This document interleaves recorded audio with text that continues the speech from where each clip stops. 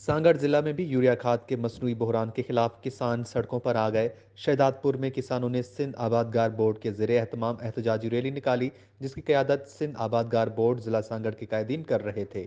इस मौके पर रैली में शरीक शुरका ने सिंध हुकूमत और मुलविस यूरिया खाद के मुनाफाखोर डीलर्स माफिया के खिलाफ सख्त नारेबाजी की और हुकूमत से मुतालबा किया कि इस मसनूई बहरान को ख़त्म करके हमारी गंदम के फसल को तबाह होने से बचाया जाए। हमारा धान 2800, 2900, 2700 रुपये बोरी ब्लैक में देते हैं, वो भी 2-4 बोरियां।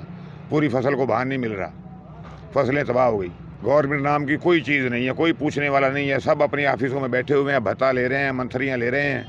डीलर अपनी मर्जी से दुकानों के आगे खड़ी करके गाड़ियाँ ब्लैक में बेच रहे हैं, कोई पूछने वाला नहीं है। हमारा यही मुतालबा है कि ये खाद जो है ना डिस्प्ले ये हर जगह मुहैया की जाए और हमें जो है ना गवर्नमेंट का जो रेट है उस पर हमें जो है ना इसके दिया जाए। 2800 रुपये सर रेट है सर, ले नहीं सकते, हमारी खड़ी फसलें तबाह हो रही हैं।